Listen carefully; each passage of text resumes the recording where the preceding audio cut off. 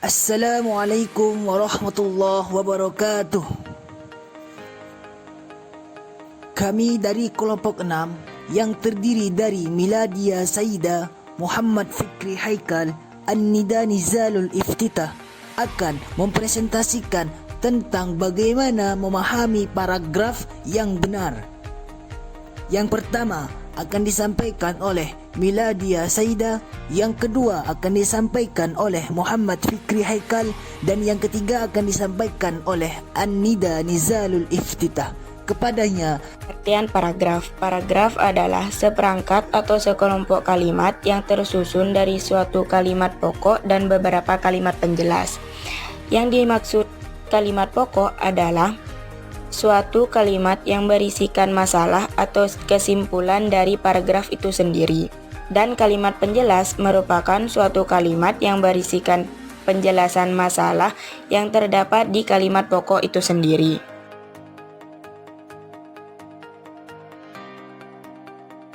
Syarat-syarat paragraf. Yang pertama, kesatuan. Kesatuan paragraf ialah semua kalimat yang membangun paragraf secara bersama-sama, menyatakan suatu hal atau suatu topik tertentu. Untuk itu, di dalam pengembangannya, uraian-uraian dalam suatu paragraf tidak boleh menyimpang dari gagasan pokok tersebut. Dengan kata lain, uraian-uraian dalam sebuah paragraf diikuti oleh suatu gagasan pokok dan merupakan suatu kesatuan. Semua kalimat yang terdapat dalam sebuah paragraf harus terfokus pada gagasan pokok. Kedua, kepaduan atau koherensi. Kepaduan adalah kekompakan hubungan antara suatu kalimat dan kalimat yang lain yang membentuk suatu paragraf. Kepaduan yang baik, tetapi apabila hubungan timbal balik antara kalimat yang membangun paragraf itu baik, wajar dan mudah dipahami. Kepaduan sebuah paragraf dibangun dengan memperhatikan beberapa hal seperti pengulangan kata kunci, penggunaan kata ganti, penggunaan transisi, dan kesejajaran. Ketiga, kelengkapan. Kelengkapan ialah suatu paragraf yang berisi kalimat-kalimat penjelas yang cukup untuk menunjang kalimat topik. Paragraf yang hanya ada suatu kalimat topik dikatakan paragraf yang kurang lengkap. Apabila yang dikembangkan itu hanya diperlukan dengan pengulangan-pengulangan, adalah paragraf yang tidak lengkap. Suatu paragraf dikatakan lengkap jika berisi kalimat-kalimat penjelas yang cukup menunjang kejelasan kalimat topik atau gagasan utama.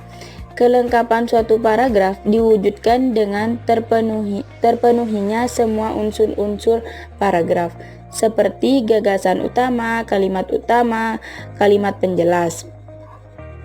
Dengan terpenuhinya semua unsur ini, maka semua paragraf akan menjadi paragraf yang baik. Yang keempat, panjang paragraf. Panjang paragraf dalam sebagian tulisan tidaklah sama, tergantung seberapa jauh atau seberapa dalam suatu pembahasan dan tingkat pembaca yang menjadi sasaran. Memperhitungkan 4 hal. Yang pertama, menyusun kalimat topik. Yang kedua, menonjol kalimat topik dalam paragraf. Yang ketiga, mengembangkan detail-detail penjelas yang tepat.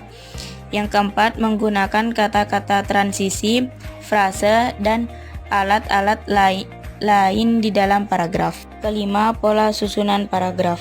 Pola susunannya bermacam-macam dan yang sering diterapkan dalam tulisan ilmiah antara lain: yang pertama, urutan waktu; yang kedua, sebab akibat; yang ketiga, tanya jawab; yang keempat, runtutan tingkat; yang kelima, urutan tempat; yang keenam, daftar; dan 3, teknik pembagian paragraf.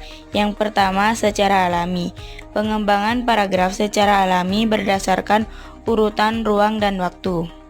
Yang kedua, klimaks dan antiklimaks. Pengembangan paragraf teknik ini berdasarkan posisi tertentu dalam suatu rangkaian perubahan posisi yang tertinggi atau paling menonjol.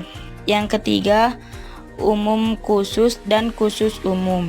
Dalam bentuk umum ke khusus, utama diletakkan di awal paragraf, disebut paragraf deduktif.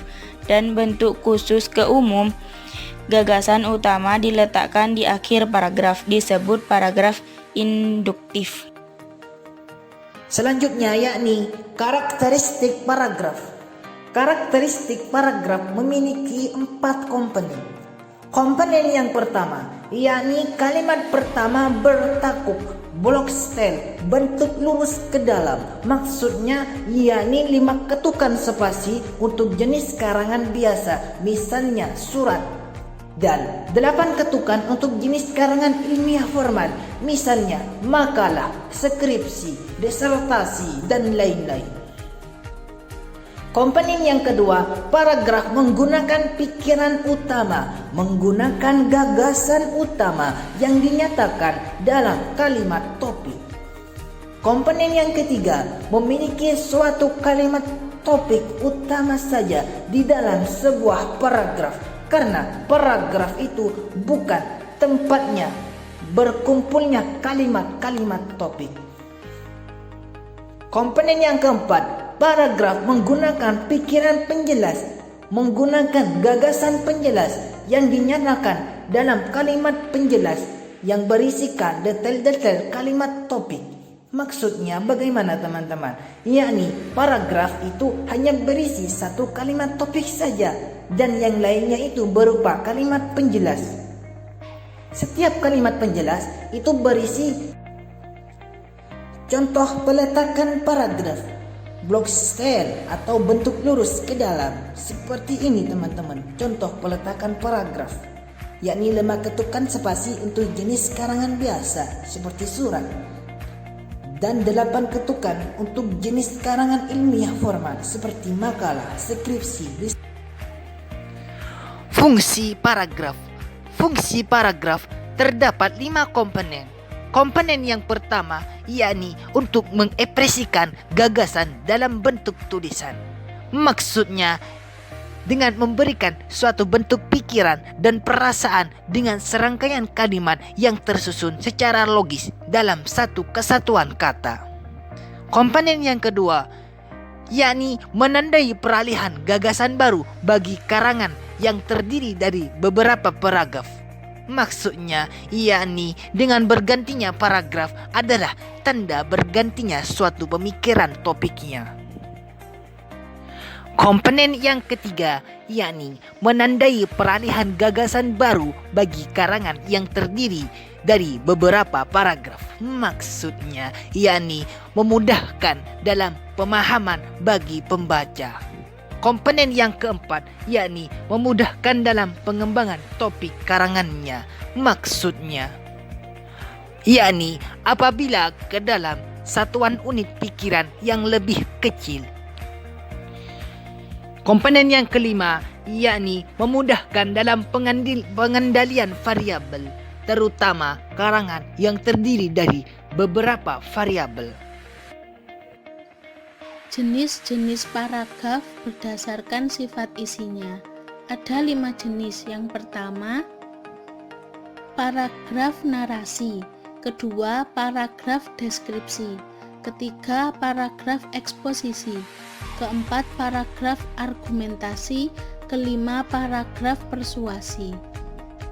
Yang akan saya bahas dahulu di sini adalah paragraf narasi. Paragraf narasi biasanya terdiri dari narasi kejadian atau peristiwa yang mempunyai pola pengembangan urutan waktu atau urutan tindakan. Yang kedua, paragraf deskripsi yaitu paragraf yang menceritakan sesuatu dengan detail sehingga pembaca seolah-olah melihat atau merasakan objek secara langsung. Contoh pada paragraf tersebut, penulis menjabarkan ciri-ciri seseorang mulai dari ciri khas, gaya, tinggi badan, sehingga para pembaca bisa langsung mempunyai gambaran bagaimana objek yang diceritakan. Yang ketiga, paragraf eksposisi. Paragraf ini biasanya digunakan pada berita, koran, atau tempat pengumuman karena bertujuan memberikan informasi. Contoh, pada paragraf tersebut, penulis memberikan informasi disertai objek yang dituju. Yang keempat adalah paragraf argumentasi. Paragraf ini biasanya digunakan untuk mengungkapkan ide, gagasan, atau pendapat penulis yang harus disertai dengan bukti dan fakta. Contoh pada paragraf tersebut, penulis menyertakan data kasus kecelakaan, sehingga paragraf menjadi konkret dan terbukti adanya. Yang kelima adalah paragraf persuasi. Paragraf ini biasanya digunakan untuk mempengaruhi pembaca agar melakukan sesuatu. Biasanya digunakan untuk iklan atau kampanye. Contoh pada paragraf tersebut, kata mari digunakan untuk bukti bahwa pada paragraf tersebut terdapat kalimat pengajaan. Dan selanjutnya, jenis paragraf berdasarkan letak gagasan utama. Ada 3, yaitu deduktif, induktif, dan campuran. Yang pertama, paragraf deduktif.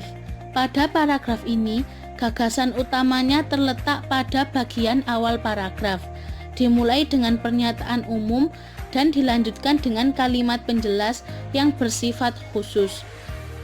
Contoh pada paragraf tersebut, gagasan utamanya terletak pada awal paragraf, jadi disebut dengan paragraf deduktif. Yang kedua, paragraf induktif. Kebalikan dari paragraf deduktif, paragraf ini pada bagian gagasan utamanya terletak pada akhir paragraf. Biasanya didukung oleh pola pengembangan seperti pola sebab akibat atau pola analogi. Contoh pada paragraf tersebut, terdapat pola pengembangan analogi dan ditambah dengan pernyataan umum. Jadi paragraf ini bisa disebut dengan paragraf induktif. Selanjutnya, paragraf campuran. Gagasan utama pada paragraf ini diletakkan pada awal dan akhir paragraf. Gagasan utama yang terletak di akhir merupakan kalimat yang bersifat penegasan kembali. Contoh pada paragraf tersebut, terdapat paragraf deduktif dan induktif di satu paragraf, maka disebut dengan paragraf campuran. Pada paragraf ini terdapat gagasan utama, yaitu peraturan pemerintahan tentang pengupahan. Gagasan utamanya terletak pada kalimat awal paragraf. Biasanya, jika ada gagasan utama yang terletak pada awal paragraf, disebut dengan paragraf deduktif. Tetapi pada kalimat terakhir paragraf juga terdapat gagasan utama yang ditegaskan dengan pola pengembangan sebab akibat, maka bisa disebut juga dengan paragraf induktif. Jadi dalam satu paragraf ini terdapat jenis 2 paragraf, yaitu paragraf deduktif dan paragraf induktif. Maka paragraf ini termasuk paragraf campuran.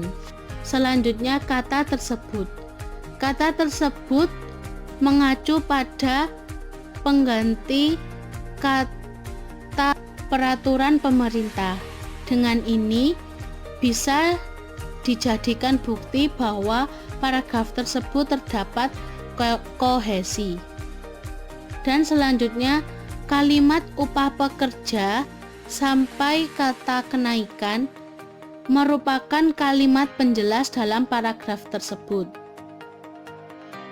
Dan juga kata namun merupakan kata konjungsi yang berarti paragraf tersebut mengandung koherensi. Jadi, dalam satu paragraf ini terdapat kohesi dan koherensi, dan juga terdapat kalimat penjelas. Dengan begitu, paragraf ini termasuk jenis paragraf campuran karena ada paragraf deduktif dan induktif, dan paragraf yang memenuhi syarat karena terdapat kohesi, koherensi, dan kalimat penjelas sebagai pendukung gagasan utama. Syarat-syarat paragraf yang pertama, kesatuan. Kesatuan paragraf ialah semua kalimat yang membangun paragraf secara bersama-sama, menyatakan suatu hal atau suatu topik tertentu. Untuk itu, di dalam pengembangannya, uraian-uraian dalam suatu paragraf tidak